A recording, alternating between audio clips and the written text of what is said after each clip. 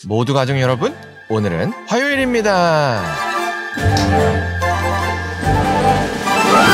누군가 큰 슬픔에 빠지면 당사자도 힘들지만 그 모습을 보고 있는 사람도 힘들죠. 그래서 우리는 빨리 그 사람이 회복되기를 바라는데요. 그런데 사실 우리 뜻대로 빨리 회복이 안 되죠. 그렇다면 이럴 때 어떻게 해야 할까요? 그 답이 바로 오늘 본문에 있어요. 그래서 오늘 묵상을 잘 들어보시면 상처받은 사람 앞에서 우리가 어떻게 해야 하는지를 아실 수 있을 거예요. 그러면 오늘도 묵상에 잘 참여해 주시고요. 꼭 댓글로 무엇을 느꼈는지를 나눠주세요. 그리고 이 묵상을 나눴으면 하는 사람에게 공유해 주시고요. 오늘도 좋아요와 구독 잊지 말아주세요. 아셨죠? 그러면 오늘 본문인 욥기 36장 듣고 올게요. 36장. 엘리후가 말을 이어 이르되 나를 잠깐 용납하라. 내가 그대에게 보이리니 이는 내가 하나님을 위하여 아직도 할 말이 있음이라. 내가 먼 데서 지식을 얻고 나를 지으신 이에게 의를 돌려보내리라. 진실로 내 말은 거짓이 아니라 온전한 지식을 가진 이가 그대와 함께 있느니라.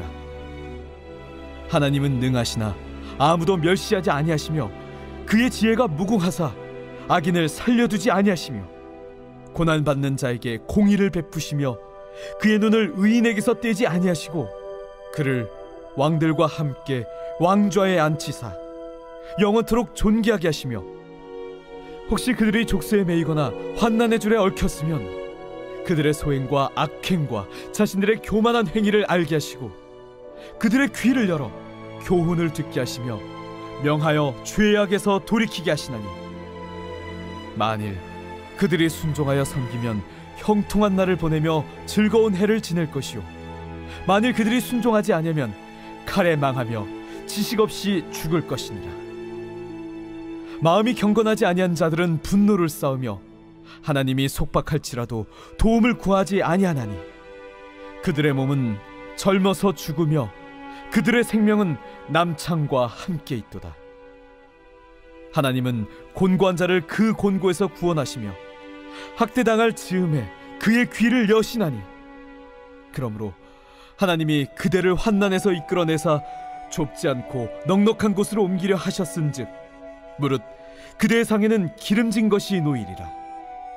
이제는 악인의 받을 벌이 그대에게 가득하였고 심판과 정의가 그대를 잡았나니 그대는 분노하지 않도록 조심하며 많은 뇌물이 그대를 그릇된 길로 가게 할까 조심하라.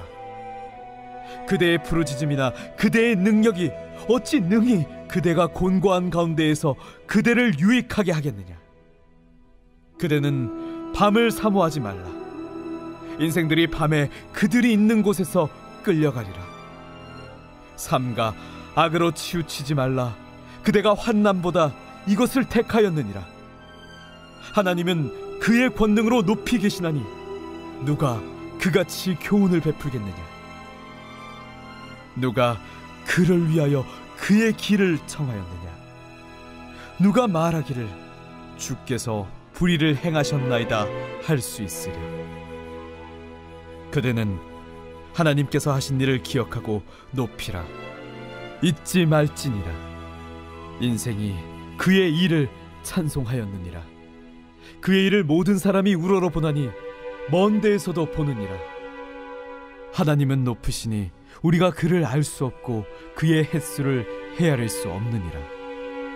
그가 물방울을 가늘게 하시며 빗방울이 증발하여 안개가 되게 하시도다. 그것이 구름에서 내려 많은 사람에게 쏟아지느니라.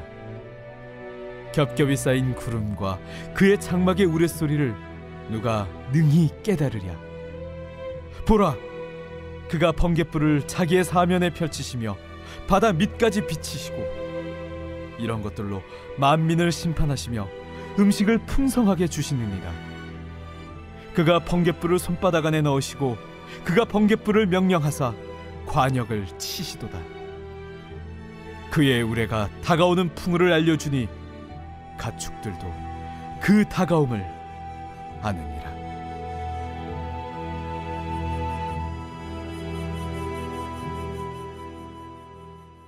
욥의 말을 교묘하게 인용하며 욥을 몰아세운 엘리후가 말을 이어갔습니다. 엘리후는 자신의 지혜가 대단함을 다시 한번 강조했습니다. 그리고 욥에게 자신의 지혜를 더 들어보라고 권면했습니다. 그렇게 말한 엘리후의 말을 정리하면 하나님은 전능하시다입니다. 그래서 악인을 살려두지 않으시고 의인은 구원하신다는 내용이었습니다. 그러면서도 사람들이 잘못하면 하나님께서는 고난을 주셔서 죄를 회개시키신다고 말했습니다. 그래서 그때 죄인이 회개하면 다시 평안을 주시지만 그렇지 않으면 그들에게 칼을 보내어 망하게 하신다고 말했습니다. 그런데 이렇게 악인에게 보내는 고난이 욥에게 가득하니 욥은 죄로 인한 하나님의 심판을 받은 것이라고 엘리후는 말했습니다. 이처럼 엘리후는 욥이 죄 때문에 하나님의 심판을 받았다고 여겼습니다. 그래서 엘리후는 욥에게 이때 하나님께 대항하지 말라고 조언했습니다.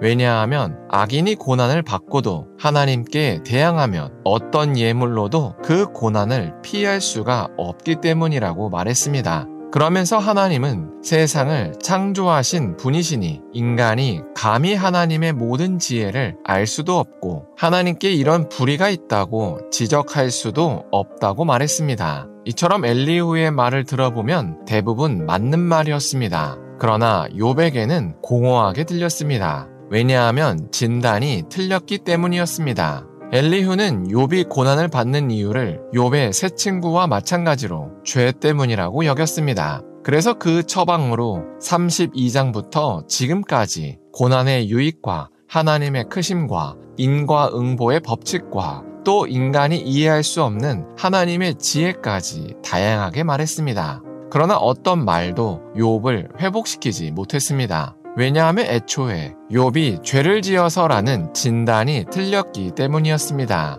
그런데 사실 아무도 왜 욥이 고난을 받는지는 알 수 없었습니다. 왜냐하면 하나님께서 의도적으로 그 이유를 가리셨기 때문이었습니다. 그래서 이럴 때는 욥에 대한 어설픈 진단보다는 겸손하게 침묵했어야 했습니다. 그리고 그저 욥과 함께 울며 조용히 함께 있었으면 됐습니다. 그러나 엘리후를 포함한 욥의 친구들은 스스로 탁월하다고 여겼습니다. 그래서 헛된 진단과 처방으로 욥을 괴롭혔을 뿐이었습니다. 그래서 우리는 이해할 수 없는 고통을 받은 사람 앞에서는 그저 침묵해야 합니다. 왜냐하면 하나님의 뜻을 감히 헤아릴 수가 없기 때문입니다. 그리고 그저 그 사람이 회복될 때까지 하소연을 들으면서 조용히 옆에 있어주면 됩니다. 왜냐하면 상한 심령을 진정으로 회복시켜주는 존재는 우리가 아니라 바로 그 사람 안에서 역사하시는 성령 하나님이시기 때문입니다.